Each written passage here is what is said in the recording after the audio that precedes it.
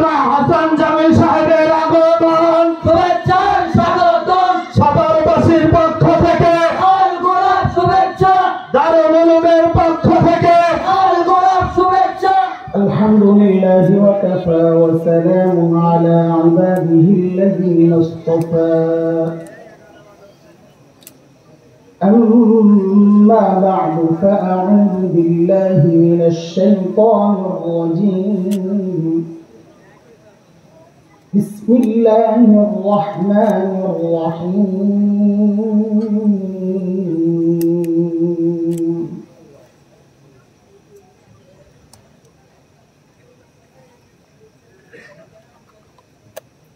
تبت يدا أبي لهب وتب ما أغنى عنه ماله وما كسب سيصلى نارا ذات لهب وامرأته حمالة الحطب في جيدها حبل من مسد آمنت بالله صدق الله العلي العظيم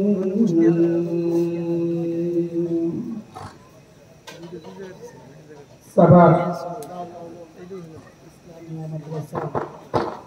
কর্তৃক আয়োজিত আজকের এই সিরাতুন নবী সাল্লাল্লাহু আলাইহি ওয়াসাল্লাম সম্মেলনের এই মুহূর্তে মুহতারাম সভাপতি অতিথিবৃন্দ হযরত উলামায়ে কেরাম মুরব্বিয়ানে আযম দূর দূরান্ত থেকে আগত ইসলাম প্রিয় সুধী সমাজ প্রিয় ছাত্র ভাইয়েরা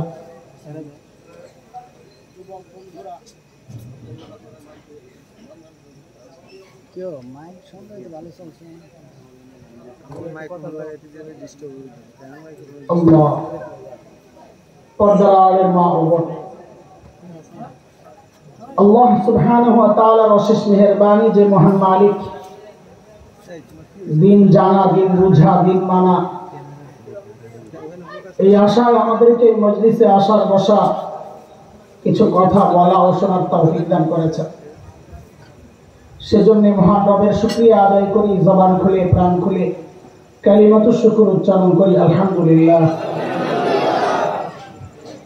সিরাতুন নবী সাল্লাল্লাহু আলাইহি ওয়াসাল্লাম সম্মেলন নবী আলাইহিস সালামের জীবন সংশ্লিষ্ট কিছু কথাবার্তাই তো আজকের জন্য আলোচনা করার বিষয় সেই বিষয়কে সামনে রেখে আমি কোরআন আল কারীমের আমাদের অনেক পরিচিত একটা সূরা সূরাতুল লাহব আপনাদের সামনে তেলাওয়াত করেছি আল্লাহ তাআলার কাছে তৌফিক চাই এই সূরাকে সামনে রেখে নবী আলাইহিস সালামের হায়াতের সাথে জীবনের সাথে সংশ্লিষ্ট কিছু কথা আমাদের করণীয় এই বিষয়ে কিছু কথা বলার চেষ্টা করব ইনশাআল্লাহ তাআলা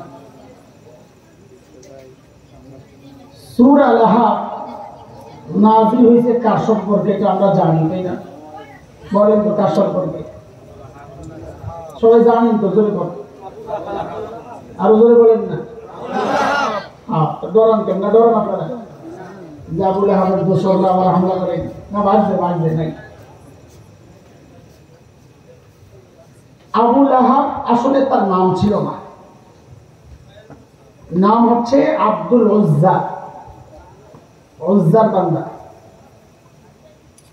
শুধুই আবু লাহাব সম্পর্কে এই সূরা নাযিল হয় নাই তার বউ ম্যাডাম তার একান্ত সহযোগী উম্মে জামিল বিনতে হারব ইবনে উমাইয়া এই মহিলা সম্পর্কেও এই সূরা আসছে দুইজন সম্পর্কে তো আবু লাহাবের আসল নাম ছিল আব্দুল উজ্জা উজ্জার বান্দা যেহেতু এই নামটার মধ্যে শিরকের গন্ধ আছে আল্লাহ তাআলা এই নামকে এড়ায় গেছে। আসল নাম আল্লাহ বলেন নাই। আবু লাহাব বলেছেন তার চেহারা কালারের দিকে লক্ষ্য করে। লাহাব আগুনের স্ফুলিঙ্গ, লাল। আবু ওয়ালা বাপনা, সব জায়গায় আবু মানে বাপনা। আবু হুরায়রা বিড়ালের বাপনা, বিড়ালওয়ালা। তো আবু লাহাব মানে সহজ বাংলা লাল্লু। লাল্লু বলে কি আপনারা বলেন না লাল্লু কাল্লু? আবু লাহাব মানে হলো লাল্লু। চেহারা খুব টকটকে লাল। আল্লাহ সারাইছে, আমাদের যুগে বেড়াই ছিল না, নাইলে হেরো মানুষ পিসা বানাই দিত। আমাদের দেশের মানুষ চেহারা টকটকে লাল দেখলে আর পেট দেখলে যে এমনই করে। দেওয়ানবাড়ির কাছে মানুষ কেন গেছে? এই জন্য এক কবি বড় দারুণ বলেছেন, গর্বসুরত আদমি ইনসান বুদে মুহাম্মদ আবু জাহল হাম ইনসান বুদে। চেহারায় যদি মানুষ এর মূল্যায়ন হতো, আবু জাহেল আর মুহাম্মদের কোনো পার্থক্য থাকতো না। দুইজনই সুন্দর ছিলেন, টকটকে লাল। এই আবু লাহাব নবী আলাইহিস সালামের আপন চাচা। আবু জাহেল কিন্তু আপন চাচা। নবীকে খুব ভালোই বাসত। জন্মের পর সবচেয়ে বেশি ভালোবাসা প্রকাশ করেছে আবু লাহাব, এটা ইতিহাস।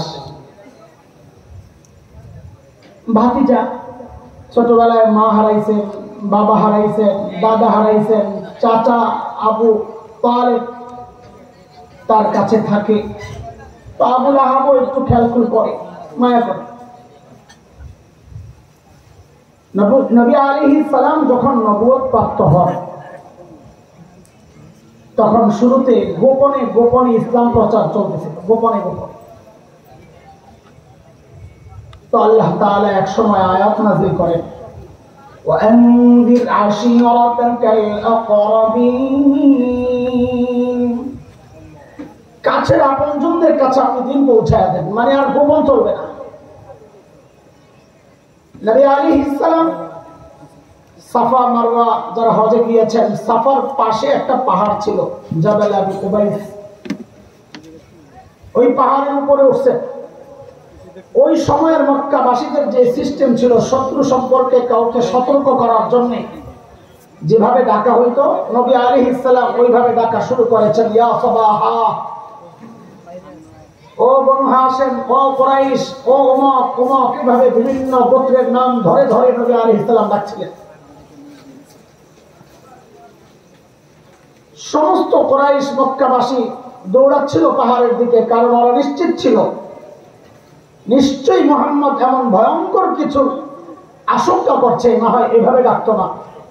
সে ফালতু লোক না, কারণ এই ডাকের আগ পর্যন্ত সবাই জানতো এই মানুষটা আমাদের মধ্যে সবচাইতে সত্যবাদী, সবচাইতে ভদ্র এবং সবচাইতে বিশ্বস্ত। খামাখা ডাকবে না। সবাই দৌড়ে গেছে, কি সমস্যা, কেন ডাকছ? নবী আলাইহিস সালাম জানতে চাইলেন, আমি যদি বলি এই পাহাড়ের পেছনে শত্রু অপেক্ষা করছে, যে কোনো মুহূর্তে হামলে পড়বে, আপনারা কি বিশ্বাস করবেন? সবাই এক বাক্যে বলেছে, কেন করবো না? তুমি তো আমাদের মধ্যে সবচেয়ে বিশ্বস্ত। আজ পর্যন্ত জীবনে তুমি একটা মিথ্যাও বলো নাই, তোমার কথা কেন বিশ্বাস করবো না? তখন নবী আলাইহিস সালাম এই স্বীকৃতি নিয়েই বললেন, ও আমার কওম, কুলু লা ইলাহা ইল্লাল্লাহ তুফলিহু, তোমরা লা ইলাহা ইল্লাল্লাহ পড়ো, কামিয়াব হয়ে যাবা, দুনিয়াও বেঁচে যাবা, আখিরাতেও বেঁচে যাবা। আর যদি ঈমান কবুল না করো, নিশ্চিত জেনে রাখো তোমাদের জন্য ভয়ঙ্কর বিপদ অপেক্ষা করছে। হায় হায়, এই দাওয়াত যখন দিয়ে দিছে, তাদের আকীদা বিশ্বাসের বিরুদ্ধে হঠাৎ এক আওয়াজ, তারা মেনে নিতে পারে না এই বিষয়টা। একজন আরেকজনের মুখের দিকে তাকায়, বলল কি যা, কিন্তু প্রতিবাদে কিচ্ছু বলতে পারছে না। কেন? কারণ এই মানুষটা ছিল সবার প্রিয়। হঠাৎ একটা কথার কারণেই তার বিরুদ্ধাচরণ কিভাবে করে, কটু কথা এখন কিভাবে বলে, বিবেকে বাঁচছে। ভদ্রতা কিছু ছিল, কিন্তু সব সমাজেই কিছু পান্ডা তো থাকে যেগুলো চুপ থাকে না, ফাঁক পাইলেই মেরে দেয়, কালামানিকের মতো, মুরগি চোরাদের মতো। কথা বলে না, এদের কোনো ভদ্রতা নেই। সুযোগ পাইলেই দাড়িওয়ালা টুপিওয়ালাদেরকে মেরে দেওয়ার কিছু মানুষ জগতে আছে কি নেই? ওই জমানার একটা ছিল যার নাম ছিল আব্দুল উজ্জা, আবুল হাইব বা লাল্লু। সবাই চুপ থাকলেও আবুল হাব চুপ থাকে নাই, সাথে সাথে একটা পাথর দিছে, নবীকে মারার জন্য উদ্যত হয়েছে, আর বলা শুরু করেছে তাব্বাল্লাক আলিহাযা জামাআতানা ইয়া মুহাম্মদ, ও মুহাম্মদ তুমি ধ্বংস হও, এই জন্য আমাদেরকে একত্রিত করেছিলে। নবী আলাইহিস সালামকে মারতে গিয়েছে, বকা দিয়েছে, তাচ্ছিল্য করেছে। আল্লাহ তাআলা এই জায়গায় সবর সহ্য করেন নাই। দেখেন, অনেক সময় আমাদেরকে কেউ কিছু বললে আমরা সহ্য করি, কিন্তু প্রিয় কাউকে কিছু বললে আর বরদাস্ত করি না। সন্তানকে কিছু বললে বরদাস্ত করে না মানুষ। আল্লাহ তার হাবিবকে ভালোবাসতেন। আবু লাহাবের এই আচরণ আল্লাহর সহ্য হয় নাই। আল্লাহ তাআলা সাথে সাথে সূরা নাযিল করে দিলেন, তাব্বাত ইয়াদা আবি লাহাব ওয়া আবু লাহাব, আমার দুষ্ট ধ্বংস হবে না, ধ্বংস তোর জন্য অনিবার্য অতএব, এবং ধ্বংস হয়েই গেছে। আয়াত নাযিল হয়ে গেল। দোস্ত, বলার উদ্দেশ্য ছিল এই পর্যন্ত মক্কার মানুষ কুফরি করেছে, আল্লাহ কিচ্ছু বলেন নাই, শিরক করেছে, আল্লাহ কিচ্ছু বলেন নাই, ঈমান অস্বীকার করেছে, আল্লাহ কিচ্ছু বলেন নাই। কিন্তু যখন নবীকে গালি দিতে, মারার জন্য হাত বাড়াইছে, হাত উঠাইছে, পাথর উঠাইছে, আল্লাহ চুপ থাকেন নাই। কথাটা এই জন্য বলছি, মাঝে মধ্যে আমাদের মধ্যে কিছু মানুষ আছে যারা উলামায়ে কেরামের খুব উঁচু আওয়াজে যখন কথা বলে তখন আস্তে করে মারা দেয়। রহমতের নবীর ওয়ারিসদের এত গরম কেন? উলামায়ে কেরাম কিছু ইস্যু নিয়ে, কিছু বিষয় নিয়ে যখন আন্দোলনে ঝাঁপায়া পড়ে, রক্ত দেওয়ার জন্য প্রস্তুত হয়, দুনিয়ার কিছু মানুষ আছে তখন তারা টিপ্পনি খায়, এরা বলে হুজুর, এরা বলে রহমতের নবীর ওয়ারিস, এরা আবার এত এত বিক্ষোভ ফেটে পড়ে জীবন দিতে চায়, জীবন নিতে চায়। বিষয়টা কি? আমাদের স্পষ্ট কথা, সব জায়গায় মিনমিন চলে না, সব জায়গায় চুপ থাকা চলে না। আল্লাহ জবাব দিয়েছেন, জবাব আমরাও দেব।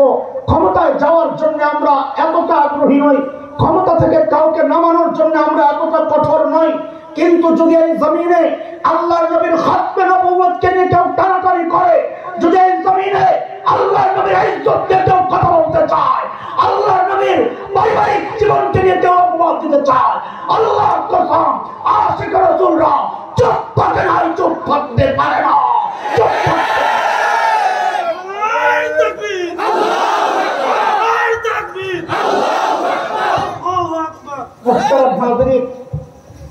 আমরা উলামারা কার ওয়ারিস? সবাই বলেন তো, নবীর ওয়ারিস। আলেমরা বলেন কেন? সাধারণরা বলেন না, শুধু আলেমরা বলেন। আমরা কার ওয়ারিস? শুধু আলেমরা জবাব দেন, আলেম ছাড়া কেউ বলেন না। সবাই জোরে বলেন তো, আমরা কার ওয়ারিস? হায় হায় রে, বড় মুসিবতে বললাম। হাদিস কি বলে? আম্বিয়া। হাদিস বলে আম্বিয়া, আপনি কোন নবীর ওয়ারিস? মিলল তো? এবার ঠিক করে এখন আমরা কার ওয়ারিস? নবীদের ওয়ারিস। বলেন ঠিক করে। আর একটু সূক্ষ্ম বিষয় আছে, আল আম্বিয়া জমা, এটা শুধু আলেমরা বুঝবেন। বহু বচন, বহু বচনের মধ্যে যখন আলিফ লাম আসে, আল, এটা আমরা বলি ইস্তেগরাকের ফায়দা দেয়, টোটাল বুঝায়। ইন্নাল উলামা ওয়ারাসাতুল আম্বিয়া, ওলামারা সমস্ত নবীর ওয়ারিস, একজন না। সমস্ত নবীর ওয়ারিস যেহেতু, সমস্ত নবীর চরিত্র আখলাকে ওলামারা লালন করবে, ধারণ করবে। বলে আয় তোমরা মূর্তি ভাঙতে যাও কেন মৌলবীরা? কারণ আমরা খলিল ইব্রাহিমের ওয়ারিস, মূর্তি ভাঙাই তো আমাদের কাজ। আয় তোমরা জালিমদেরকে মারতে যাও কেন? আমরা নবী মুসা আলাইহিস সালামের ওয়ারিস, ঘুষি দিয়া মাইরা লাওয়াই তো আমাদের কাজ। জীবন দিতে প্রস্তুত হও কেন? বলে আমরা জাকারিয়া আলাইহিস সালামের ওয়ারিস, দ্বীনের জন্য জীবন দেওয়া এটা আমাদেরই তো কাজ। বলে আবার তাহাজ্জুদে কান্না করো কে? বলে আমরা রহমতুল লিল আলামিনের ওয়ারিস, উম্মতের জন্য কান্না করা, এটাই তো আমাদের কাজ। কিন্তু এই পর্যন্তই শেষ না, রহমতের নবীও সব জায়গায় মিনমিন চুপচুপ নরম আচরণ করেছেন এমনটা। কিছু জায়গা আছে যেখানে রহমতের নবীও ছিলেন কঠোর। আপনাদেরকে দাওয়াত দিতেছি বিষয়গুলো, সব জায়গায় আপনারা ভদ্রতা দেখায় না, এটা ভদ্রতা না, এটা ইমানি দুর্বলতা। আমি একটা উদাহরণ শোনাই আপনাদেরকে, রহমতের নবীও যে কঠোর ছিলেন কতটা। মক্কা বিজয়, নবী মক্কায় ঢুকছেন, ঢোকার লাইনটা কি ছিল, অবস্থাটা ঘোড়ায় চড়া, মাথা নিচু, বিনয়ী, চোখ থেকে ঝরঝর করে পানি পড়ছে, তিলাওয়াত করতেছিলেন ইন্না ফাতাহনা লাকা ফাতহাম মুবিনা। দুনিয়ার বিজয়ীদের মতো নয়, দুনিয়ার বিজয়ীরা যায় ভাঙচুর করতে করতে, জ্বালাইতে জ্বালাইতে, দখল করতে করতে। আর আমার নবী ঢুকেছেন আম ক্ষমা ঘোষণা করে দিয়ে। আল্লাহর নবী মক্কায় ঢুকলেন, আম ক্ষমা ঘোষণা করলেন। নবী ইউসুফ আলাইহিস সালামের মতো নবী জানায়া দিলেন লা তাসরিবা আলাইকুমুল ইয়াউম। আমার ভাই ইউসুফের মতোই বলছি, আজকে আমি কোনো প্রতিশোধ নিতে চাই না। মান দাখালাল মাসজিদাল হারাম ফাহুয়া আমিন। যারা মসজিদে হারামে ঢুকে যাবে তাদেরকে আমি নিরাপত্তা দিয়ে দিলাম। মান দাখালা দার আবি সুফিয়ান ফাহুয়া আমিন। যারা আবু সুফিয়ানের ঘরে ঢুকে যাবে তাদেরকে আমি নিরাপত্তা দিয়ে দিলাম। মান আগলাকা বাবাহু ফাহুয়া আমিন। যারা নিজেদের ঘরের দরজা বন্ধ করে ভিতরে অবস্থান করবে তাদেরকেও আমি নিরাপত্তা দিয়ে দিলাম। আসল কথা, যারা অস্ত্র ধরবে না, আজকে আমাদের সামনে প্রতিরোধে আসবে না, আমি সবাইকে ক্ষমা করে দিলাম। কিন্তু আল্লাহ যদি কোনো নির্দিষ্ট ব্যক্তিদেরকে ক্ষমা করতে নিষেধ করে, নবীর অধিকার আছে ক্ষমা করার। জোরে বলে আপনারা, আল্লাহ যদি বলেন এদেরকে ক্ষমা করা যাবে না, দুনিয়ার কারো অধিকার আছে ওই ব্যক্তিকে ক্ষমা করা? আল্লাহ সূরা আহজাবের মধ্যে জানায়া দিয়েছে মালাউনদেরকে ক্ষমা করা যাবে না। কাদেরকে? এই হঠাৎ ভয় পাওয়া যায় না, দাদা কি কয় না, আমি লাইনে আছি আপনারা নাই। আল্লাহ কি বলেছেন কাদেরকে ক্ষমা করা যাবে না? আরে জোরে বলেন না। হ্যাঁ, আপনার ঝামেলা বাঁধছে, আপনি মালাউন মনে করছেন হিন্দুদেরকে, সমস্যাই জায়গায়। নির্দিষ্ট কোন ধর্মের লোক মালাউন না। আমার মতো দাড়িওয়ালা টুপিওয়ালাও মালাউন হইতে পারে। সূরা আহজাব খোলেন, আল্লাহ কি বলেছে মালাউন কারা? ইন্নাল্লাযীনা ইউযুনাল্লাহা ওয়া রাসূলাহু লা'আনাহুমুল্লাহু ফিদ দুনিয়া ওয়াল আখিরাহ। আল্লাহ আল্লাহর রাসূলকে যারা কষ্ট দিবে তারাই মালাউন। মালাউনের শাস্তি আল্লাহ জানায়া দিয়েছেন কি? ملعونين أينما ثقفوا أخذوا وقتلوا تقتيلا سنة الله في الذين خلوا من قبل ولن تجد لسنة الله تبديلا। মালাউন যেখানে পাওয়া যাবে সেখানেই ধরে অটকাইতে হবে। কথাকার আবার বলছি, মালাউন মানে হিন্দু না। আবার আমার হিন্দু ভাইরা না রাগ হয়ে যায়। আবারও বলছি কেউ কাট না করে আবার ঢুকাই দিও না, মালাউন যেখানে পাও সেখানেই মারো, একটু লাগাই দিও না। আবার না, আমরা সাম্প্রদায়িক দাঙ্গা, সাম্প্রদায়িকতা ছড়াইতে চাই না, এটা আমাদের কাজ না।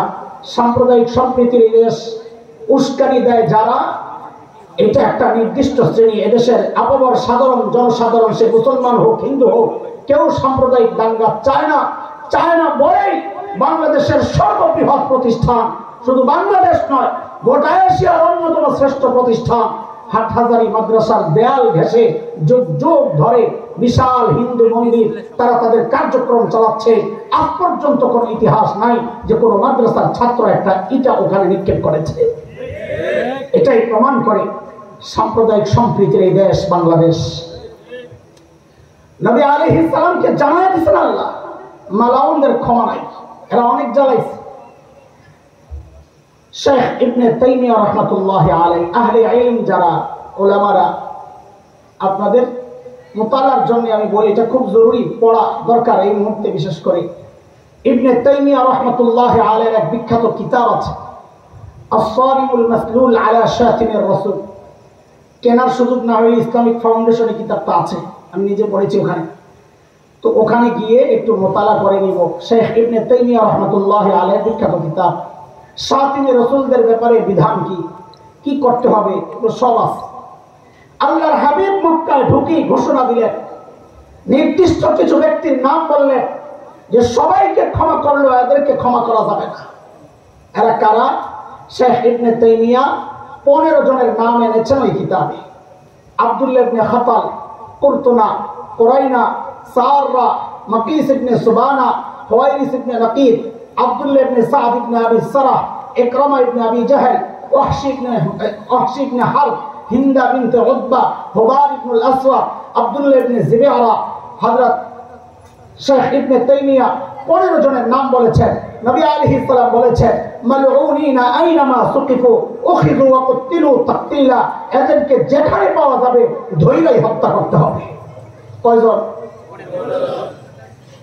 সাহাবায়ে কেরাম অনেক ক্ষোভ নিয়ে ঢুকছিল মক্কায়, যারে পাই তার শেষ করুন। অনেক কষ্ট তো তাদের হৃদয়ে, তাদের চোখে ভাসছে সেই নির্যাতন, তাদের চোখে ভাসছে দেশ থেকে বিতাড়নের সেই দৃশ্য।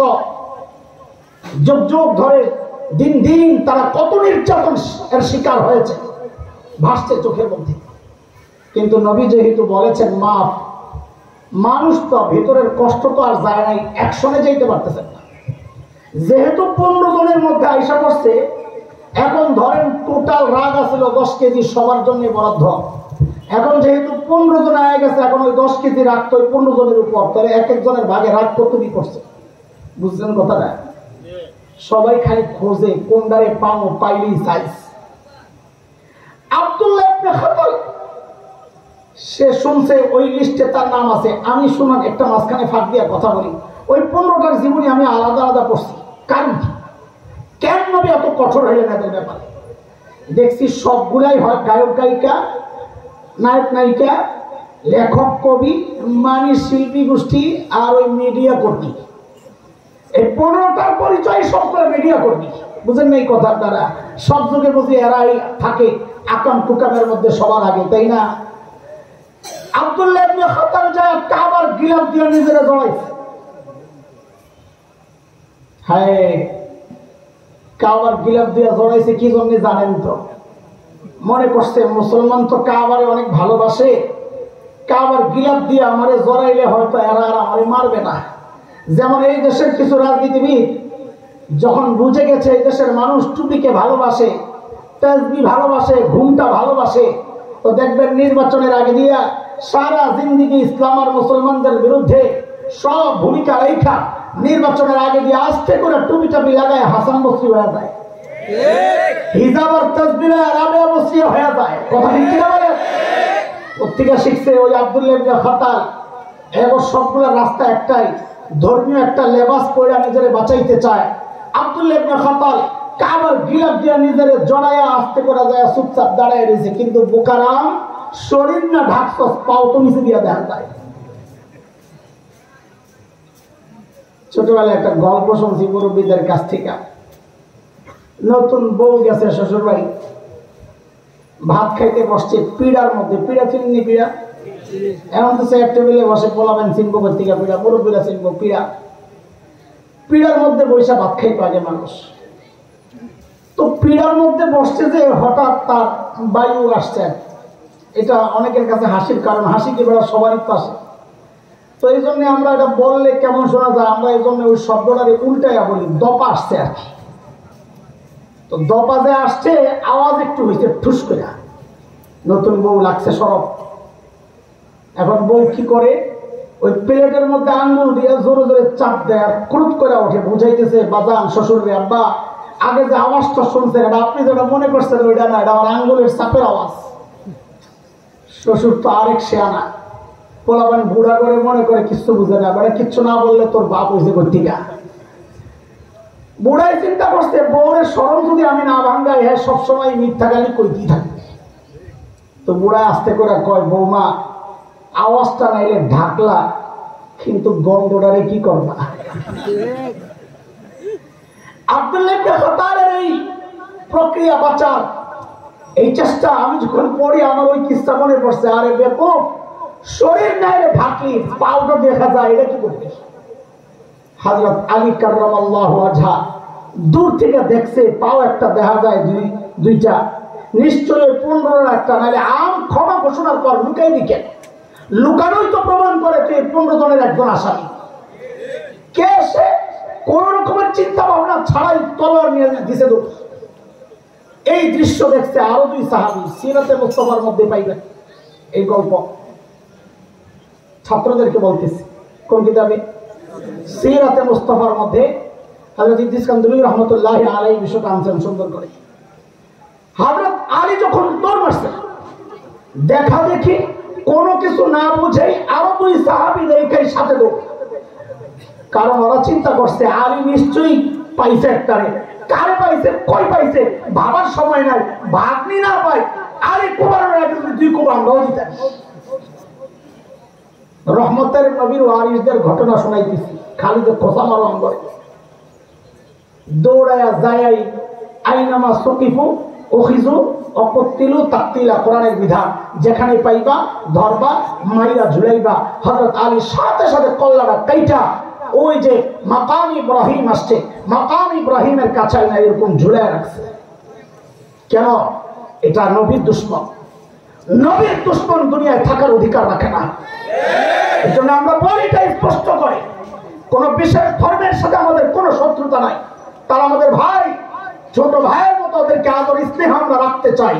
কিন্তু বাংলাদেশ 90% মুসলমানের এই দেশে হিন্দু, বৌদ্ধ, খ্রিস্টান, কোরআন, গারো, চাকমা, ফকির, সাঁওতাল, টিপরা সব থাকতে পারবে, আল্লাহ নবীর কোন দুশমনকে থাকতে দেওয়া হবে না।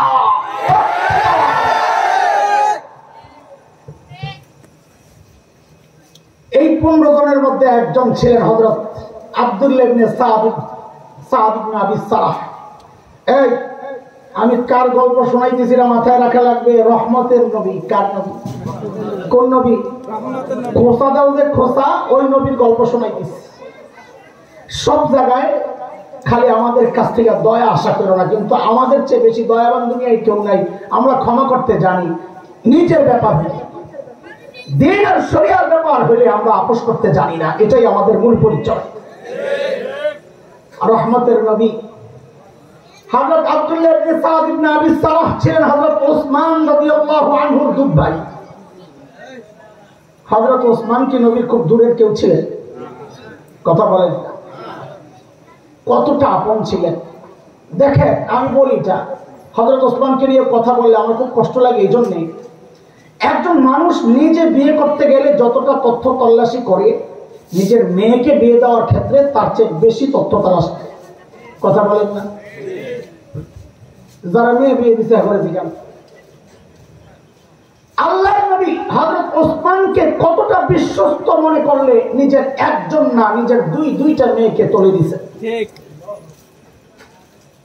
সেই ওসমান কত অবদান ইসলামী। তবুকের যুদ্ধে নবী চাঁদা চাইছেন, হযরত ওসমান 300 উট বোঝাই করে চাঁদা লইছে, যখন যা লাগছে দিয়ে দিছে, কুয়া দরকার কিনে দিয়ে দিছে। হযরত ওসমান নিজের দুধ ভাইকে নিয়ে নবীর ডান পাশে আইসা, এই কোন নবী? হ্যাঁ, এটা বলা লাগবে বারবার। রহমতের নবীর ডান পাশে আইসা বলছেন, ইয়া রাসূলুল্লাহ, আব্দুল্লাহ ইবনে সাদ ইবনে আবি সারাহের জন্য আমি নিরাপত্তা চাই। কারণ তখন সিস্টেম ছিল, কেউ নিরাপত্তা দিয়ে দিলে অন্যরা তাকে কিচ্ছু বলতে পারে না। যেই ডান পাশে হযরত ওসমান আসছেন, নবী আলাইহিস সালাম আস্তে করে চেহারা ফিরে এনেছেন বাম পাশে। কোন নবী? খালি খোসা অঙ্গরে দেখো রহমতের নবীর আচরণ। সবার সাথে রহম করা যায় না, এটা বুঝার জন্য কথাটা বলছি। সবাইকে ছাড় দেওয়া যায় না। চেহারা ফিরে এনেছেন হযরত ওসমান আবার বাম পাশে, ইয়া রাসূলুল্লাহ, আব্দুল্লাহ ইবনে সাদ ইবনে আবি সারাহ আমার দুধ ভাই, আমি নিরাপত্তা চাই। আল্লাহর হাবিব আবার ডান পাশে চেহারা ফিরে এনেছেন। পোলাবান তোমরা একটু জোরে বলো, কোন নবী? সাবাস। হযরত ওসমান আবার ডান পাশে, ইয়া রাসূলুল্লাহ, আমার দুধ ভাই আব্দুল্লাহ, আমি তার নিরাপত্তা চাই। আল্লাহর হাবিব নিরাপত্তা দিয়েই সাহাবীদেরকে উদ্দেশ্য করে বললেন, আরে আমি যে কাল ক্ষেপণ করছিলাম এদিক ওদিক করে, এই সুযোগটা গ্রহণ করে তোরা আব্দুল্লাহকে কেন হত্যা করলি না? এটা কার কথা? বলেন কার কথা? আমাদেরকে দয়ার তালিম দেন না? দেখেন রহমতের নবীর আচরণ। সাহাবায়ে কেরাম তো বড় হতাশ হয়ে গেছে, হায় গোয়াল মাছটা ছুটে গেল। বলে, ইয়া রাসূলুল্লাহ, আপনি একটু চোখ দিয়ে ইশারা দিলেন না কেন? পরে সাইজ কর। আল্লাহ, এবার দেখেন আমার নবীর মহানুভবতা, কত বড় মানুষ। আল্লাহর হাবিব বলেন, না রে, আমি তো নবী, নবীদের সামনা চোখের ইশারায় কথা বলা, নবীরা যা বলেন তো সরাসরি বলেন। এটাই আমরা বলি, ওলামারা তোমাদের অনেকের ভালো লাগে না কথা, কিন্তু আমরা ওই দ্বিমুখী আচরণ করতে পারি না। আমরা ওই দুনিয়ার ওই রাজনীতি, ধোকার রাজনীতি বুঝি না। আমরা যা বলি সরাসরি বলি। এতে আমার জীবন বিপন্ন হয়, আমাকে জেলখানায় থাকতে হয়, বিবি বিধবা হয়, সন্তান এতিম হয়, আমাদের কোনো পরোয়া নাই। আমরা যা বলবো সরাসরি বলবো। হযরত ইকরামাও ছিলেন একজন, না 15 জনের মধ্যে, মনে আসেনি? কম জ্বালায় নেই হযরত ইকরামা। সুবহানাল্লাহ। ওহুদের যুদ্ধে নবী আলাইহিস সালাম মুসলমান সহ পরাজিত হওয়ার মূল যেই দুইজন সেনাপতি, একজন ডান ডিভিশন হযরত খালিদ ইবনে ওয়ালিদের নেতৃত্বে ছিল, বাম ডিভিশনের দায়িত্বে ছিলেন হযরত ইকরামা। আজকেও পড়াইছি, খন্দকের যুদ্ধে 4 জন খন্দক পার হয়ে আসছিল লড়াই করার জন্য। এর মধ্যে একজনকে বলা হতো আশজাউল আরব, আরবের সবচেয়ে বড় বাহাদুর, আমর ইবনে আবদ ইবনে ওয়াদ নাম, বড় আদিব নাম। আরেকজন হযরত ইকরামা, আরেকজন নফর ইবনে আব্দুল্লাহ, আরেকজন দিরার ইবনে খাত্তাব। 4 জন আসছে, কে মারবি কে লাগবি। ইকরামা জ্বালাইছে কম না। ইকরামার নাম ঘোষণা হয়ে গেছে, যেখানে পাওয়া যাবে ধৈর্যই হত্যা করা হবে। হযরত ইকরামা পালিয়ে গেছেন ইয়ামানের দিকে, দৌড়াচ্ছে, ভাগছে। সামনে বসছে নদী। আমরা তো নদী মাতৃক দেশে বসবাস করি, নদী দেখলে ডরাই না। মরুভূমির মানুষ ড্রেন দেখলে তো ডরায়। হযরত ইকরামা নদী দেখে হতাশ, দেখে নৌকা একটা আসছে। যেই না নৌকায় উঠছে, তার মধ্যে শুরু হয়েছে ঝড় তুফান। আর আমরা শুনছি আমাদের দেশেই লঞ্চ যখন ঝড়ে আক্রান্ত হয়, তখন অন্য ধর্মের যারা আছে ওরাও বলে আল্লাহ ডাকা শুরু করে, আজানও দেয় না। একজন কইতেছে আজানও দেয়।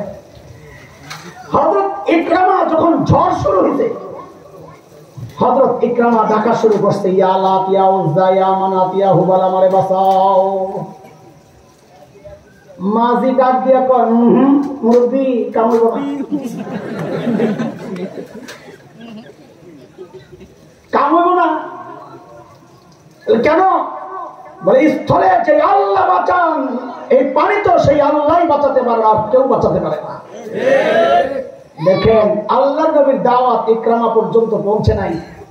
ইকরামা আল্লাহর নবীর দাওয়াতকে গ্রহণ করে নাই, কিন্তু এক সামান্য মাঝির কথা আল্লাহ তাআলা ইকরামার দিল পর্যন্ত ঢুকায়া দিছে। এর জন্য দাওয়াত কে দিল তার দিকে তাকায়েন না, তিনি দাওয়াত দিচ্ছেন ইসলামের। সে যেই হোক, এটাকে মূল্যায়ন করা দরকার। যেই না ইকরামা এই কথা শুনছে যে আল্লাহ ছাড়া কেউ বাঁচাতে পারবে না, হযরত ইকরামার দিল পাল্টায়া গেছে। সাথে সাথে বলে উঠলেন, আল্লাহুম্মা লাকা আহদুন ইন আফাইতানি মিম্মা আনা ফি আন আতিয়া মুহাম্মাদা হাত্তা আদা ইয়াদাই আলা ইয়াদাই ফালা আজিদান্নাহু আফুওয়ান গফুরান কারীমা। ও আল্লাহ, আমি যে বিপদে পড়েছি, এই জায়গা থেকে যদি আমাকে আপনি মুক্ত করেন, আমি ওয়াদা করছি এখান থেকে আমি সরাসরি মুহাম্মদুর রাসূলুল্লাহর কাছে যাব, তার হাতে হাত রাখা আমি মুসলমান হয়ে যাব। আমার বিশ্বাস, আমি অপরাধ যাই করি না কেন, ফালা আজিদান্নাহু আফুওয়ান গফুরান কারীমা, আমার বিশ্বাস তাকে আমি ভদ্র, ক্ষমাশীল এবং ক্ষমা সুন্দর দৃষ্টিতে দেখবেন, আমি তাকে পাবো। এই বিশ্বাস, এই দোয়া করতেছে আর কাঁদতেছে। এর মধ্যে ইকরামার বউ আল্লাহর হাবিব থেকে ইকরামার জন্য নিরাপত্তা নিয়ে পিছন দিয়ে দৌড়াইতেছে খালি জামাইরে বাঁচানোর জন্য। যেই দেখছে জামাই নদীর ভিতরে উপর থেকে ডাকতেছে ইয়াবনা ও আমার চাচাতো ভাই, জামাই আবার চাচাতো ভাই কেন? এটা আমরা আমাদের ভাষায় বলি মাজাজে মাল। আগে আসিল আর কি, আমার এক আপন চাচাতো ভাইয়ের কাছে আমার বোন দিয়ে দিচ্ছি, আপন বোন, মেজো বোন, আমার বড় বোন। তো আমরা তো মান্নান ভাই বলি, ভাইয়ের নাম আব্দুল মান্নান, মান্নান ভাই ভাইয়ের নাম ভাই বলি। চাচাতো ভাই, আগেও ভাই এখনো ভাই, কিন্তু হাসির ব্যাপার হইলো আমার বোনও দেখি ডাকে মান্নান ভাই। ইকরামার বউ উম্মে হাকিম বিনতে হারিস ইবনে হিশাম, সে ডাকা শুরু করছে ইয়াবনা ও চাচাতো ভাই, ইন্নী ক্বাদ জিতু মিন ইনদি আবাররিন নাস ওয়া আওসালিন নাস ওয়া খায়রিন নাস ক্বাদ ইসতামানতু লাকা রাসূলুল্লাহ সাল্লাল্লাহু আলাইহি ওয়াসাল্লাম ফালা তুহলিক নাফসাক। ও আমার ভাই, আমি এমন একজন মহান মানুষের কাছ থেকে আসছি, মহামানবের কাছ থেকে আসছি, যিনি আবারুন নাস, মানুষের মধ্যে সবচেয়ে নেককার, ও খায়রুন নাস, সবচেয়ে উত্তম, ও আওসালুন নাস, আত্মীয়তার সম্পর্ককে মূল্যায়ন করার মধ্যে সবচেয়ে দায়িত্বশীল ব্যক্তি। আমি তার কাছ থেকে তোমার জন্য নিরাপত্তা চেয়ে আসছি। ও ভাই, তুমি নিজেকে ধ্বংসের মুখে ঠেলে দিও না, আসো। হযরত ইকরামা আসছেন, বউয়ের কাছে ইসলাম কবুল করছেন। এরপর দুই জামাই বউ মক্কার দিকে হাঁটা ধরছেন। আল্লাহর হাবিব জেনে গেছেন ইকরামা মুসলমান হয়ে আসতেছে। কেমনে জানছেন? ও ভাই বলেন আমারে, কেমনে জানছেন? কারণ নবী গায়েব জানতেন, তাই না? আর জোরে বলে না, জানতেন তো? জানতেন না? হায়, কথা কার এটা? এত আসতে বললে, আকীদার বিষয় তো আসতে বললে হবে না। আমার নবী গায়েব জানতেন না, কথাটা কার? কোরআনে দলিলের অভাব নাই। সূরা আরাফ 188 আয়াত 188, 9 নম্বর পারা। আল্লাহ বলেন, আমার নবীকে দিয়া বলাইতেছেন। আল্লাহ যখন বেশি রাগ থাকেন তো ওইভাবে বলেন, আপনি বলে দেন। যেমন আমরা ছেলে মেয়েদের উপর বেশি রাগ হইলে বউরে কই, তোমার পোলারে কয়া দিও, তোমার মায়েরে বইলা দিও। আল্লাহ যখন খুব রেগে থাকেন নবীকে বলেন, কোল আপনি বইলা দেন আপনার উম্মতরে, আমি সরাসরি কম না। তো আল্লাহ কি বলেন? কুল্লা আমলিকু লিনাফসি নাফআন ওয়ালা দাররা ইল্লা মা শাআ আল্লাহ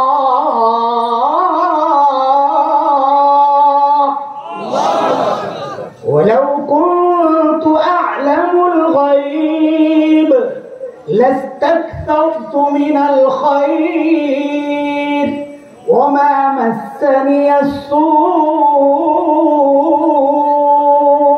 الآية।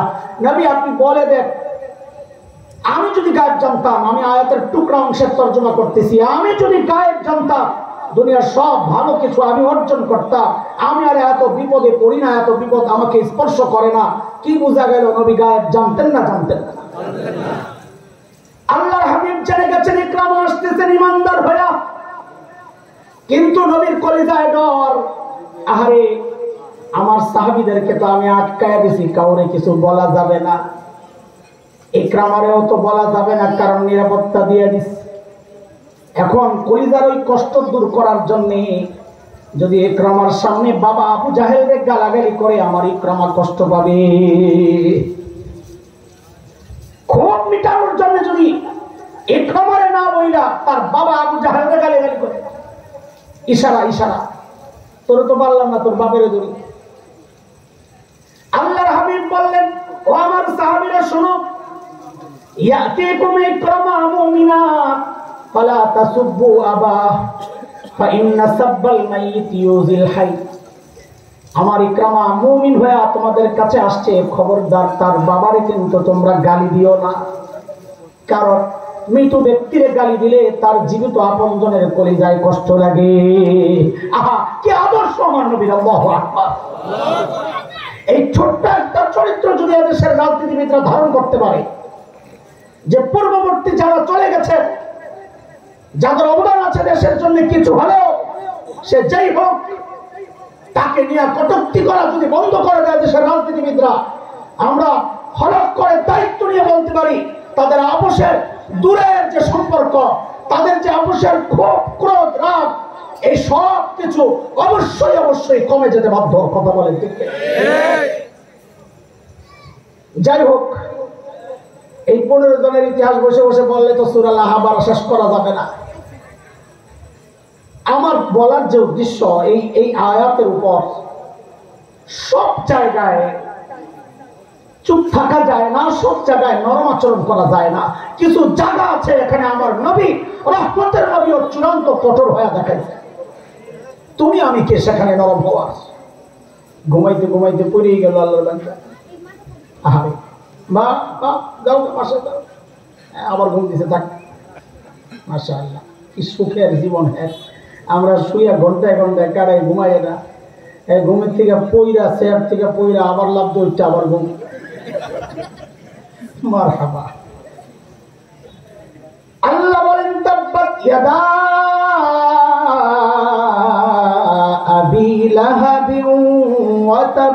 মনে আছে নি কথা? ধ্বংস অনিবার্য, ধ্বংস হয়েই গেছে। কেমনে হয়েছে? আবু লাহাব ধ্বংস কেমনে হয়েছে? বদরের যুদ্ধের ডাক পড়ছে, আবু জাহেল যায় কয় দোস্ত যাওয়া লাগবে। আবু লাহাব তো ডরে এলাকা ছাড়ে না। মুহাম্মদ কইছে যে লাগবো, জানে। কয় দোস্ত আমি যাবো না। কার বলেন কি নেতা না গেলে মানুষ করবো? যাই বলো, আমি যাবো না। আমি গেলে শেষ, আর ফেরত আসা যাবে না। এখন কি করা? টেনশন করেন না, আমি একজনের টাকা দিয়ে পাঠাইতেছি। একজনের থেকে টাকা পাইতো, তুই যা, টাকা দেওয়া লাগবো না, মাফ। বাড়া লইছে, লোক বাড়া লইছে। এমন যখন আপনারা মিছিল করার জন্য বিরিয়ানির পটকা দিয়ে গার্মেন্টস কর্মী বাড়ালেন না, এটা আবু লাহাবের থেকে শিক্ষা। বুঝেন কিছু? কিন্তু মায়ের যেহেতু আছে কপালে, পালাইলেও বাঁচা যায় না, যুদ্ধে না গেলেও বাঁচা যায় না। কথা কর। বদরের যুদ্ধ থেকে যখন কাফেররা ফেরত আসছে, যেই কয়টা বাইচা আসছিল, নেতা তো সব শেষ। আবু লাহাবের গলার মধ্যে এমন এক ফোড়া হয়েছে, ব্যথায় অস্থির। সে বলেছে তাব্বাল্লাক, মুহাম্মদ তুই ধ্বংস হবি। আল্লাহ বলেছেন তাব্বাত ইয়াদা আবি লাহাব, আবু লাহাব তোর দুই হাত ধ্বংস হবে। মুফাসসিররা লেখেন অর্থ দুইটা, এক হচ্ছে আক্ষরিক অর্থ, আরেক হচ্ছে তার ভাব অর্থ। আক্ষরিক অর্থে আবু লাহাবের দুই হাত অবশ হয়ে গেছিল, ভাব অর্থ হচ্ছে তোর শক্তি শেষ হয়ে যাবে। যে শক্তির পাওয়ার দেখাস, আমার নবীর বিরুদ্ধাচরণ করেছস, ওই শক্তি কিন্তু থাকবে না। এটাই বাস্তবতা। শক্তির পাওয়ার দেখাও ইমানদারদের সাথে, শক্তির পাওয়ার দেখাও বাবনগরীর সাথে, শক্তির পাওয়ার দেখাও মামুর লোকের সাথে।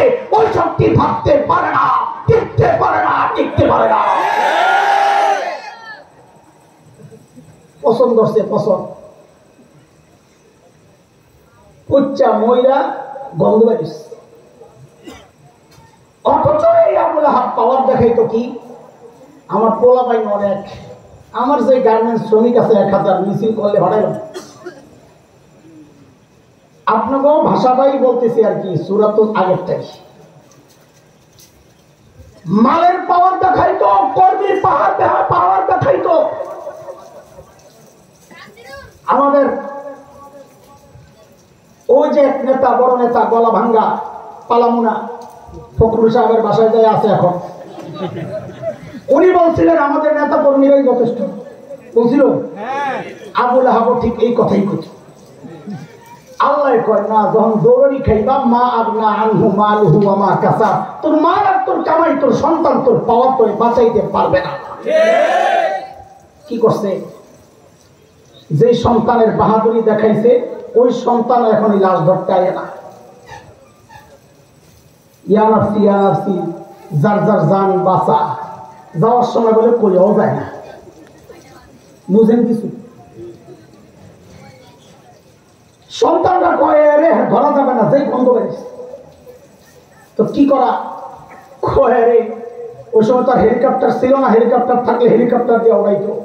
তো গোলাম একটা ভাড়া করে আছে, গোলাম। হ্যাঁ, ওই গোলাম দিয়ে দূরে নিয়ে গর্ত করে পাথর চাপা দিছে। এই যুগে গোলাম নাই, হেলিকপ্টার আছে। এই যুগে হেলিকপ্টার দিয়ে উঠাইয়া বাইরে নিয়ে ভাড়াই দিয়ে বড় কি বুঝো না কিছু? আল্লাহ কয় মা না আনহু মালুহু ওয়া মা কাসাব।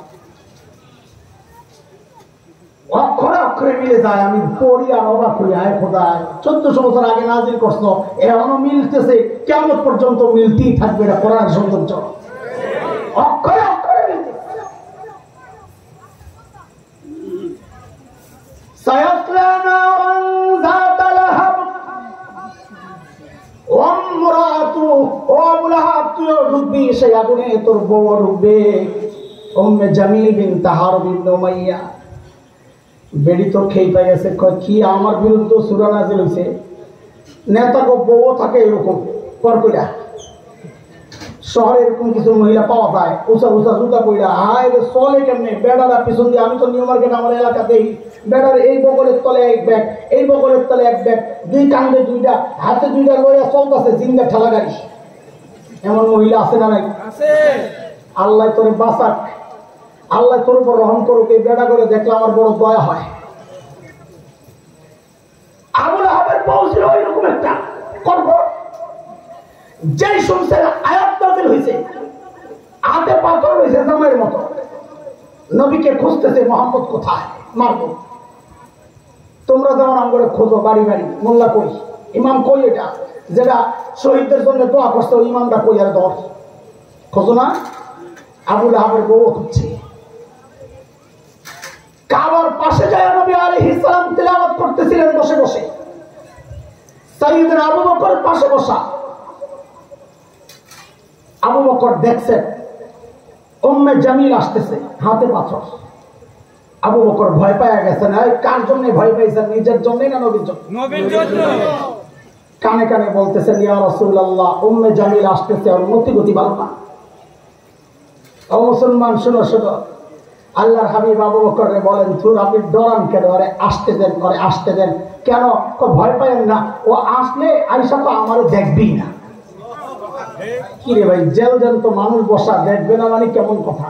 কারণ আল্লাহ আমার নবীর আগেই জানায় রাখছেন, সূরা বনী ইসরাঈল 45 নম্বর আয়াত, আল্লাহ আগেই জানায় রাখছেন, ওয়া ইযা ক্বারাতাল কুরআনা জাআলনা বাইনাকা ওয়া বাইনাল্লাযীনা লা ইউমিনুনা বিল আখিরাহ হিজাবান মাসতুরা।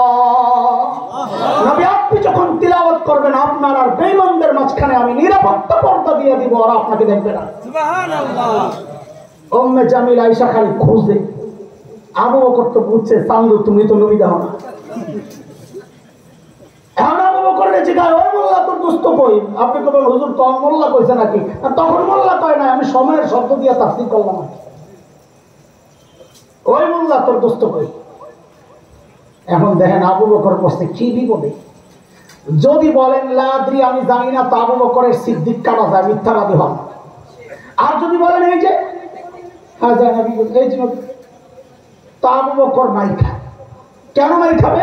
আবু বকর বলবে এই যে উম্মে জামিল করবো, কই দেয় তো দেয় না। আবু বকর কি চালাক, চালাক না, আস্তাগফিরুল্লাহ, চালাকের মধ্যে একটা সততার গন্ধ আছে, বিচক্ষণ।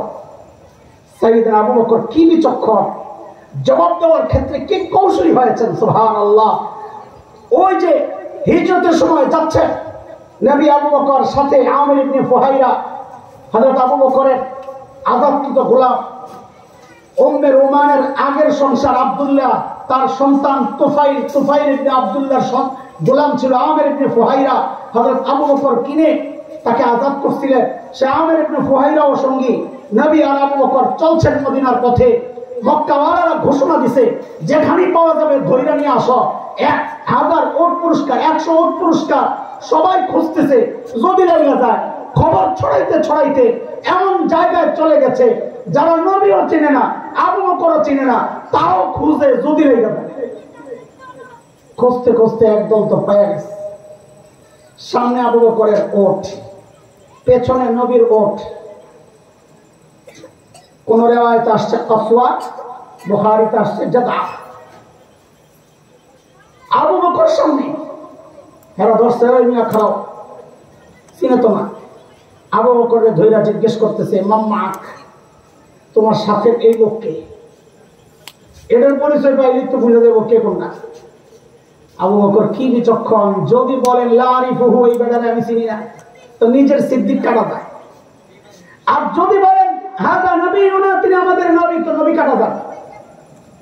আবু বকর কি বিচক্ষণ দেখেন, যে জিজ্ঞেস করছেন মাম্মা এই সাথের লোকটাকে, আবু বকর সাথে সাথে জবাব দিয়ে দিচ্ছেন হাদার রাজুল ইয়াহদিনি, এই লোকটা আমাদের রাস্তা দেখায় আছে। ওই মগা পাবলিক মনে করছে আবু বকর রাস্তা চেনে না, নবী পেছন থেকে কয়টায় নেই বামে সোজা। কিন্তু আবু বকরের নিয়ত তো এটা ছিল না, আবু বকরের নিয়ত ছিল আরেকটা, হাদার রাজুল ইয়াহদিনি ইলাল জান্নাহ, এই লোকটা আমার জান্নাতের রাস্তা দেখা। আবু বকর আহলে ইলম এবং ঈমানওয়ালারা সরল সোজা হয়, বোকা হয় না। আবু বকরের ভাব শিষ্য উলামারা সরল হয়, বোকা হয় না। তোমরা অনেকে মনে করো মৌলবী বোকা, মৌলবী বোকা হয় না, সরল সোজা। বোকা তো সে আসমানে আরেক থেকে বঞ্চিত, মাথায় কিচ্ছু নেই।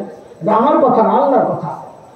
ইন্না ফি খালকিস সামাওয়াতি ওয়াল আরদি ওয়া ইখতিলাফিল লাইলি ওয়ান নাহার লাআয়াতিল লিউলিল আলবাব। রব চিনে সে, মগজ আছে তার মাথায়, সোজা কথা।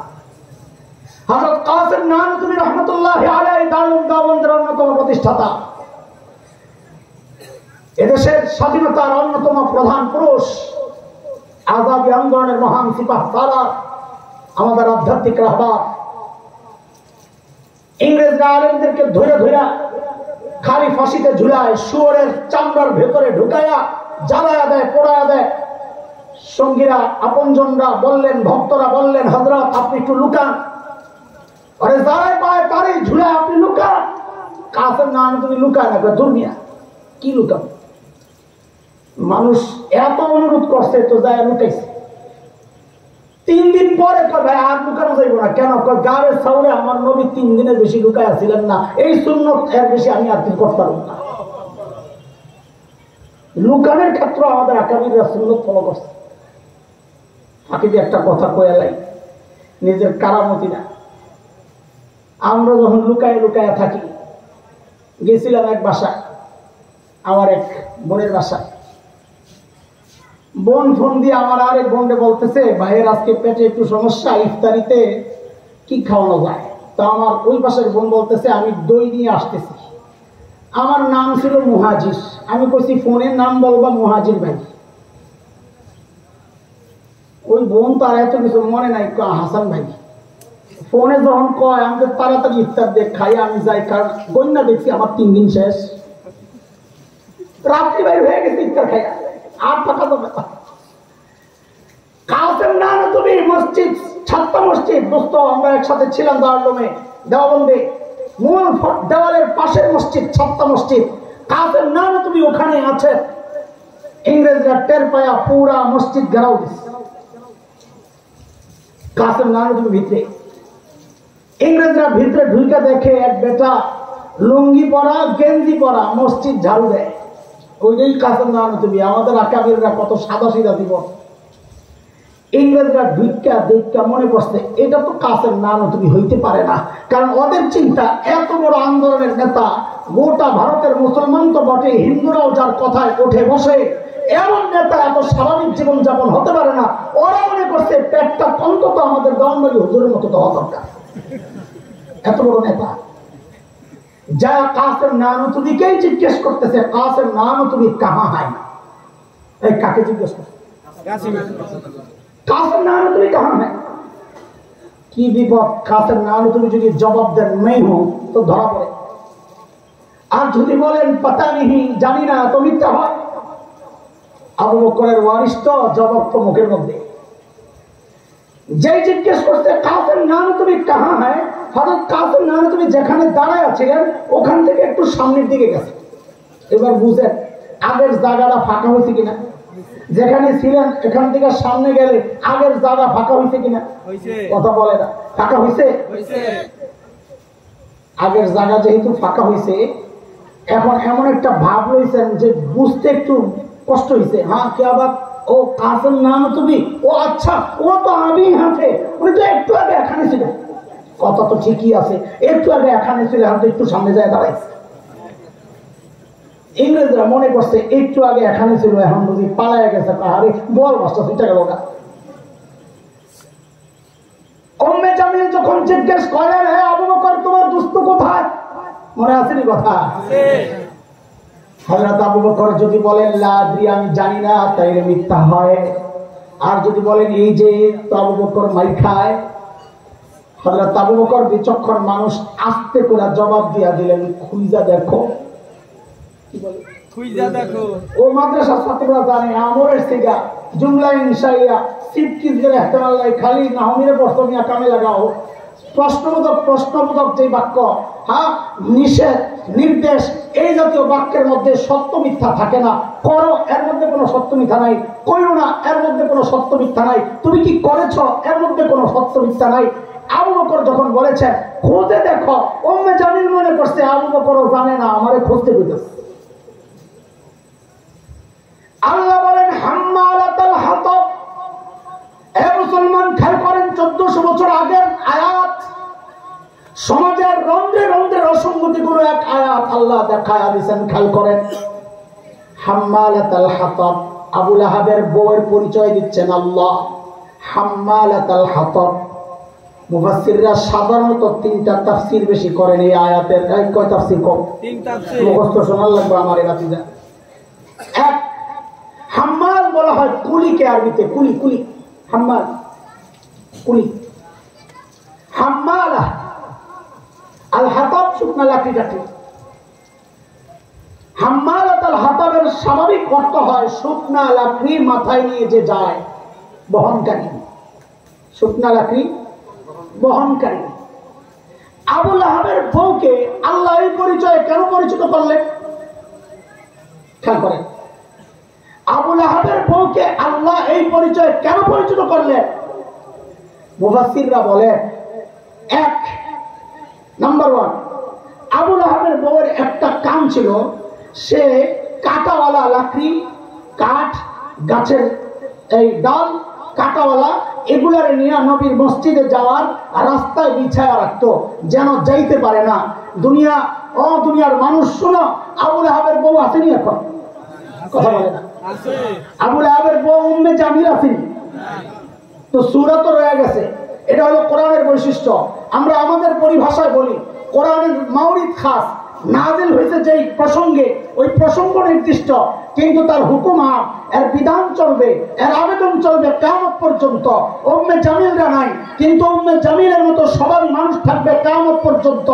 উম্মে জামিলরাই শুধু জাহান্নামে যাবে তা না, যারা মাদ্রাসার জন্য প্রতিবন্ধকতা সৃষ্টি করবে, যারা মাহফিলের জন্য প্রতিবন্ধকতা সৃষ্টি করবে, যারা মসজিদে যায় কমিটির নামে ইমামকে মন খুলে কথা বলতে প্রতিবন্ধকতা সৃষ্টি ইতিমধ্যে করেছে, আল্লাহর কথা, সবগুলো হাম্মালাতাল হাতাব হইয়া আবু লাহাবের বউয়ের সাথে জাহান্নামে যাবে।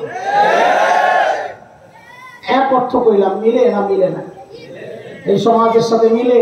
তোমরা মনে করছো আল্লাহ খালি আবু জাহেলের বউরে বুঝকা ছেড়ে দিছে না? 2 নাম্বার, হাম্মালাতাল হাতাবের অর্থ, এটা একটু ভালো করে মনোযোগ দেওয়া লাগবে। আসেনি মনোযোগ? এই মনোযোগ আসেনি? খবরদার, এত চিন্তা করে কথা বলেছি, মনোযোগ না থাকলে আমি শেষ।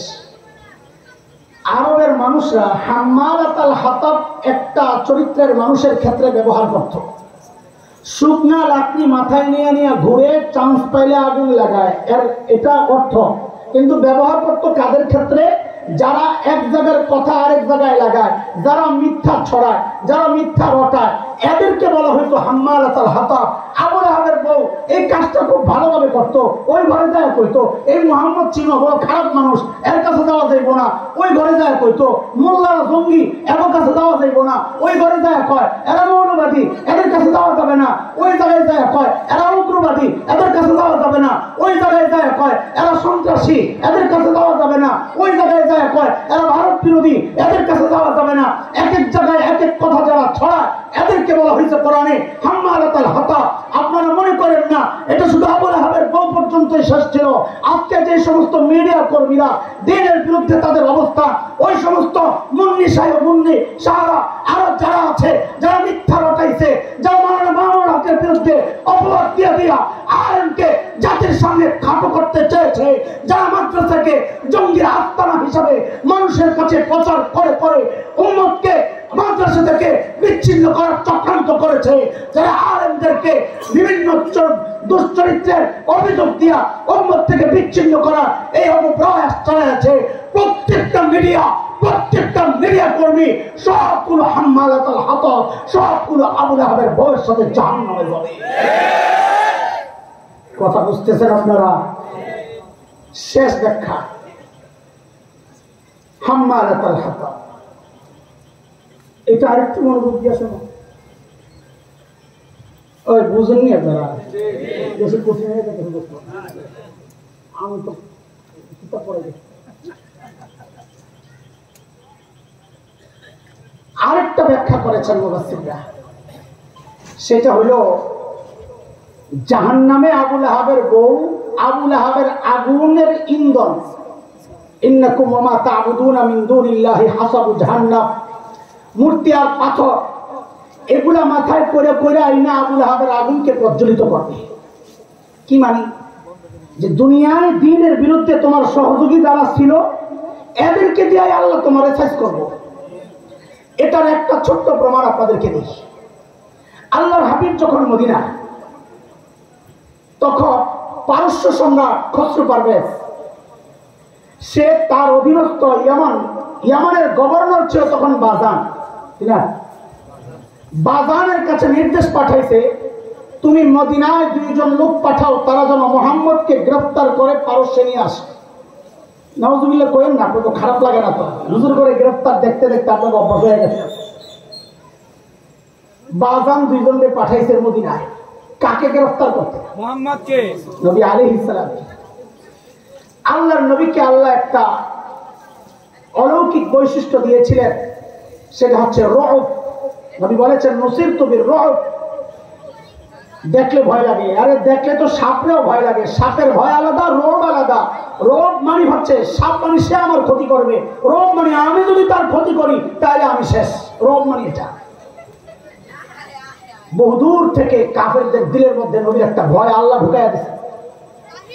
এখন ওই 2 পুলিশ নবীকে গ্রেফতার করতে আসছে, পাঠাইছে বাজার।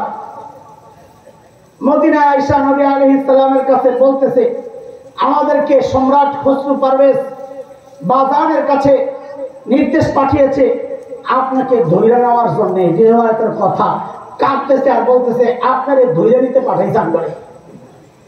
আল্লাহ নবী হেসে দিয়েছেন, তোমরা ধরে নিবা? মৌলবী একটা হ্যাঁ ধরার লেগে পুরা এলাকা ঘেরাও দেয়, দেখছেন না? ওই যে ভিতরে রোগ, যে না জানি কোন বিপদে পড়ি। সুবহানাল্লাহ। নবী হাসতেছে, বলে আমার ধরে নিতে আসছ? আচ্ছা ঠিক আছে, কালকে নিয়ে আজকে যায় ঘুমাও। কয়ে আগুন মেহমানদারি করা। ওই 2 ব্যক্তিকে মদিনায় মেহমানদারির ব্যবস্থা করেছেন নবী আলাইহিস সালাম। বলে সকালে আইসো। সকালে আসছে, নবী বলেন খসরু পারভেজের সিদ্ধান্ত চেঞ্জ হয়ে গেছে, তোমরা চলে যাও। হেরা তো এমনি বিপদে আসিল, ছেড়ে দেব না, কান্দে বাসি, একটা উর্তিলা পেয়ে কই জি জি জি আমরা চলে যাই। তারা তো চাইতেছে এটা কোন রকম যাওয়ার লেগে। বাজানের কাছে যা বলছে মুহাম্মদুর রাসূলুল্লাহ বলেছেন সিদ্ধান্ত পরিবর্তন হয়ে গেছে, আমাদেরকে আয়েশা করতে বলছে, আমরা আয়েশা করছি। বাজান করে সিদ্ধান্ত কে পাল্টাইল আমি তো জানি না, কি কয় না, কিন্তু বলছেন তো মুহাম্মদ, এটা তো ভুল হইতে পারে না। অপেক্ষা আছে, দেখ কিছু একটা হইতে পারে। এর মধ্যেই দেখে ওই ধুলা উঠতেছে, দূর থেকে দেখা যায়, বুঝছে দূর থেকে কেউ আসতেছে, ধুলা উঠতেছে, অপেক্ষা করছে। আসছে পারস্য থেকে নতুন পয়গাম, কি যে খসরু পারভেজকে তার সন্তান শেরওয়া, বাবার ছেলে আর বাবা এক নারীকে নিয়ে গন্ডগোল। বাবায় একটা ওষুধ লাগাইছে, একটা ওষুধের মধ্যে বিষ আর কি, বিষের মধ্যে লেখছে এটা খাইলে জওয়ানি বাইরা যায়। আসলে বিষ, পোলারে মারবো, পোলার টের পাইয়া বাপের উল্টা মাইরা নিজের ক্ষমতা দখল করে আমার বাপের আগের যত সিদ্ধান্ত সব বাদ, মুহাম্মদকে ধরার যে পয়গাম পাঠানো হয়েছে ফেরতানো পয়গাম ওইটাও বাদ। আল্লাহ দেখায়া দিছে আমার নবীর দুশমন, তুমি যদি দুশ্মনী করো তো তোমার আপনজন তোমার সাইজ করবে। আবু লাহাবের বউ আবু লাহাব দুশমনী করেছে, আল্লাহ আবু লাহাবের বউকে দিয়ে জাহান্নামে আবু লাহাবকে সাইজ করেছে। ওটা তো আবু লাহাবের ব্যাপার। দুনিয়ার বিষয় হচ্ছে তুমি বিডিআর বিদ্রোহের মাধ্যমে আর্মিকে শেষ করতে চেয়েছ, তুমি পুলিশের মাধ্যমে এদেশের মানুষের উপর নির্যাতনের স্টিম রুলার চালাইতে চাইছ। আল্লাহ বলেছেন তুই যাকে জমের জন্য ব্যবহার করবি তোর ধ্বংসের জন্য, আমি তাকেই তোর পেছনে লেলায়া দেব। ওই আর্মিরাই আজকে তোমার হেলিকপ্টারে কইরা ওই পাশের দেশে নিয়ে ফলাইছে, ওই পুলিশে এখন তোমার কর্মীদেরকে ঠান্ডাইতেছে। কথা বলছে হাম্মালাতাল হাতাব। কয়টা কমলা তাব্বাত ইয়াদা আবি লাহাবিন ওয়া তাব। হাম্মালাতাল হাতাব খালি ওই পিছনের তাফসীর শুনবেন, নগদ একটা প্রমাণ নেবেন না? নিবে নিবে। আল্লামা বাবনগরী রহমতুল্লাহ আলাইকে এক পুলিশ কর্মকর্তা নিয়ে খুব পিটাইছিল।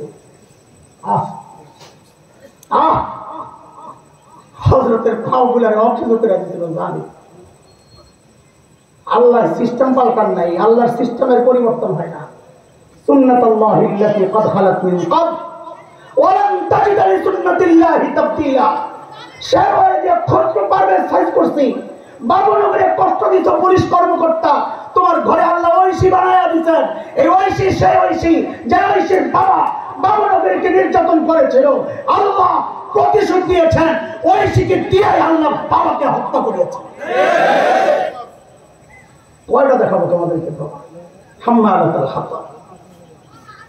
ইসলামের বিরুদ্ধে দাঁড়াবা, যাদেরকে দিয়ে সাইজ করবা আল্লাহ তাদেরকে দিয়ে তোমারে সাইজ করবে। প্রমাণ গোটা ইসলামের ইতিহাসে, মানব ইতিহাসে প্রমাণের অভাব নাই। আপনার সামনে দিয়ে প্রমাণ ঘুরে খালি টান দিয়ে বুঝালো। তাব্বাত ইয়াদা আবি লাহাবিন ওয়া তাব মা আগনা আনহু মালুহু ওয়া মা কাসাব সায়াসলা নারান যাতা লাহাবিন ওয়া ইমরাআতুহু হাম্মালাতাল হাতাব ফি জিদিহা হাবলুম মিন মাসাদ।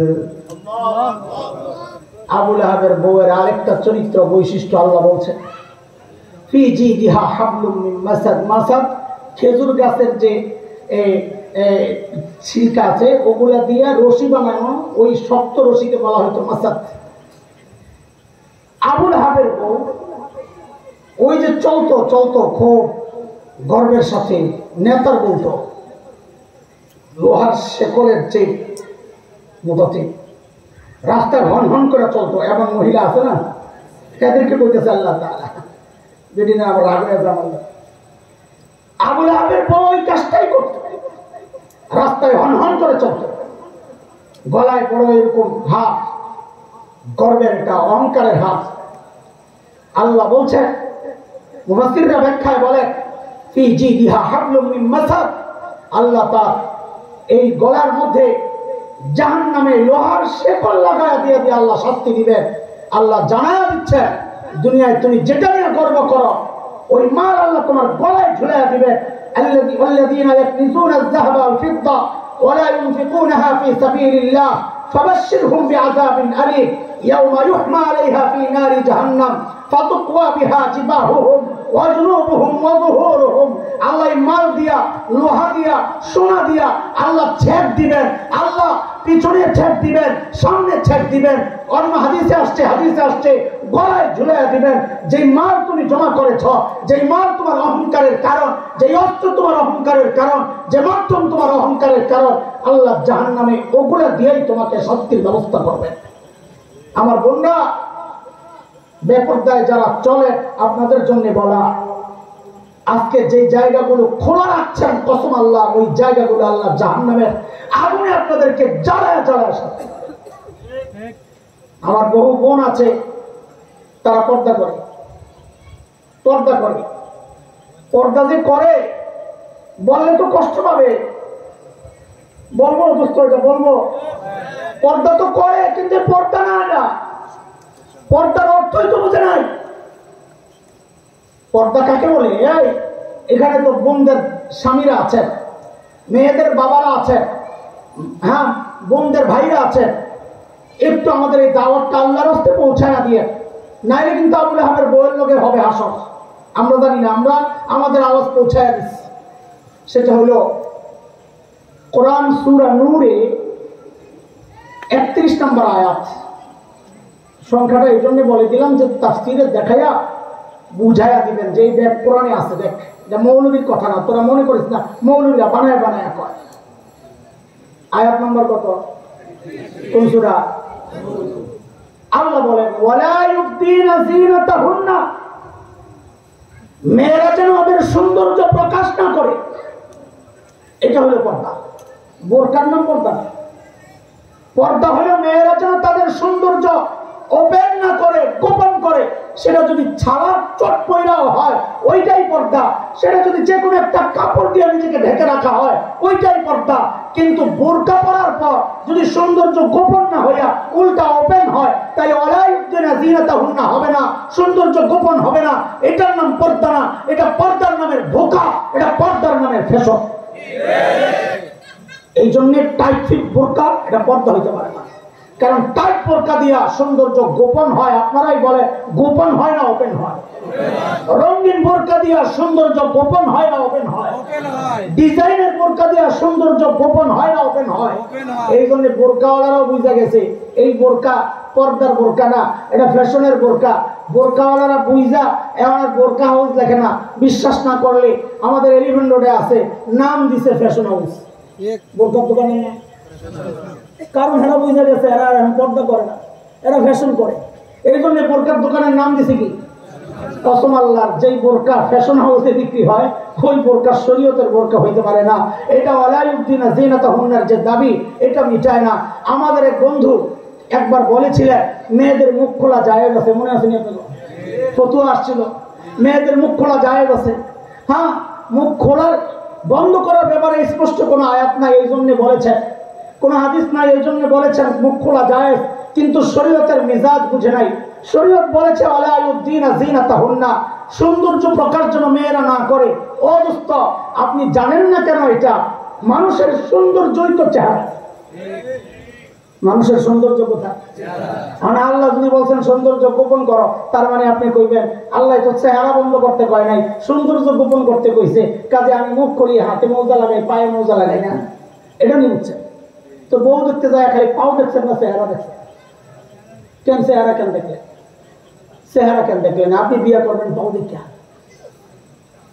যে পাও মৌজা লাগায় মুখ খোলা রাখে, হ্যাঁ বিয়ে করবো কি দেখা?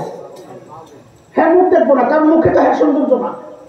বোকারাম, মানুষের সৌন্দর্য তার চেহারা। এই জন্য শরীয়তের বিধান যেহেতু আসছে সৌন্দর্য গোপন করো, বোঝা গেল চেহারা ঢাকা এটা ফরজ।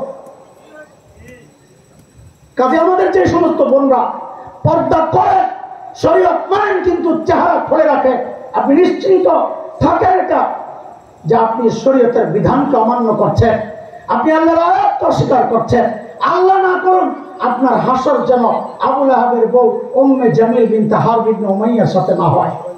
এই দাওয়াত আপনাদেরকে দিয়ে যাচ্ছি। শেষ কথা, আমার দোস্ত চলে আসছে, নুরানি চেহারা অন্ধকারেও দেখা যায়, আইতাছে আমি দেখছি। শেষ একটা কথা আপনাদেরকে একটু শেষ কথা বলি, বলবেন ছেড়ে দেবো, শেষ কথা শুনবে। আরেকটা সূক্ষ্ম কথা রয়ে গেছে। আচ্ছা বলেন তো, আবুল আহাবের সাথে কাফেরদের বড় নেতা আরেকজনকে, আপনারা কথা না বলে তো শেষ করা যাবে না। আবুল আহাবের সাথে কাফেরদের আরেকজন বড় নেতার নাম কর। আসেন আসেন, ওয়েলকাম, আহলান সাহলান, মারহাবান, তৈবান, জলদি আয়েন। হ্যাঁ, ওয়াজুন চাইছেন, ওয়াজুন চাইছেন। সুবহানাল্লাহ, এত ফাঁকিবাজ, যেই দেহে ওয়াজ করতে মনে চায় না, ভালো লাগতেছে না। আজকে কত আর ভালো লাগবে এটাও ঠিক। আব্বা, আমি যখন ছোট, আব্বা ওয়াক্তিয়া নামাজ যখন পড়াইতেন, তো মাঝে মধ্যে আব্বা ফজরের নামাজের সময় মসজিদে যাইয়া প্রথম কাতারের কোনায় যাইয়া দাঁড়ায় থাকতেন, ইমামতির যাইতেন না। মুসল্লিরাও তাকায় থাকতো, বড় হুজুর আসে না কে। মুয়াজ্জিন সাহেব তাকায় থাকতো, বড় হুজুর আশা রাখে, অনেকক্ষণ অপেক্ষা করে এরপরে মুয়াজ্জিন সাহেব সামনে যায় নামাজ পড়াইতো। 40 বছর আগের কথা শোনাই দিয়েছি আপনাকে। তা আমি আম্মারে এসে বলতাম, আম্মা আব্বা একটু যাইতে পারে না, ফজরের নামাজটা পড়াইলে কি হয়? নামাজ তো মসজিদে দাঁড়িয়েই পড়ে, তো ছোট সূরা দিয়ে পড়াই দিতে হয়। তা আম্মা বলতেন, বাবারে কতদিন আর ভালো লাগে ইমামতি, কতদিন আর ভালো লাগে? এই মানুষটা 25 বছর ধরে আপনার করে ওয়াজ করতেছে, কত আর ভালো লাগে? এই জন্য স্টেজে আয়া কয় আমি ওয়াজ শুনতে আইছি, আসলে বাকি মাস। আচ্ছা এবার বলেন, শেষ কথা আমার, আবুল আহাবের সাথে আরেকজন বড় নেতা কর। যদি আবুল আহাব হয় মক্কা কাফেলার, কুরাইশ কাফেলার সভাপতি, আপনাদেরকে ভোট দেওয়ার দায়িত্ব দিলাম, সেক্রেটারি কারে বানাইবেন? কথা বল, কাকে? জোরে বল। অথবা যদি আবু জাহেল সভাপতি হয়, সেক্রেটারি ভোট কারে দিবে? কারে? জোরে কর, আরে জোরে কর। তার মানে আপনারা সিদ্ধান্ত নিয়েই নিছেন মক্কার 2 বড় নেতা, একটা হলো আবুল আহাব, আরেকটা হলো আবু জাহেল। কথা ঠিক বলে না? কথা ঠিক? তাইলে প্রশ্ন, যদি তাই হয় তাহলে সূরা আল-আহজাবের মধ্যে 2 বড় গালে না ধইরা একটারে ধইরা সাথে তার স্ত্রীর নাম কেন আনলেন? আবু জাহিলের কি লেগে কিছু কইলেন না? বড় কথা কেন আনলেন? এই প্রশ্ন জাগে কি জাগে না? মুফাসসিররা কয় আল্লাহ এখানে 2 শ্রেণীর মানুষের আলোচনা এনেছেন। একটা হলো মূল হোতা, আরেকটা হলো সহযোগী। আবুল আহাব মূল হোতা, বউ সহযোগী। একজন মূল সিদ্ধান্ত নেয়, আরেকজন পিছন দিয়ে পিন দেয়। কি কর? হ্যাঁ হ্যাঁ বুঝছি, তুমি দাঁড়াইছো, আমি এটাই বুঝছি। বলে আল্লাহ 2 শ্রেণীর মানুষের কথা এই সূরায় এনেছেন। একটা মূল হোতা, আরেকটা সহযোগী। একজন মূল ভূমিকায়, আরেকজন এটা বাস্তবায়নে সহযোগিতা করে। আল্লাহ জানায়া দিয়েছেন, আমি আবুল আহাবকেও ছাড়ি নাই, তার সহযোগী তার বউ উম্মে জামিল বিনতে হারব ইবনে উমাইয়াকেও ছাড়ি নাই। দুনিয়ার মানুষ শুনে রাখো, খালি নেত্রীরে গাইলাও, খালি মনে করো নেত্রীর সব দোষ।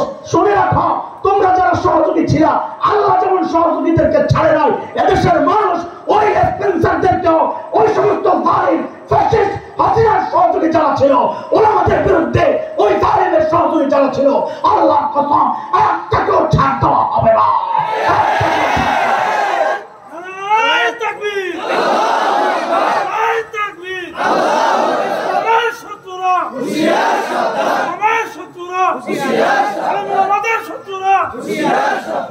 সাদাকাল্লাহুল আলিয়্যুল আযীম। আমার সূরা শেষ।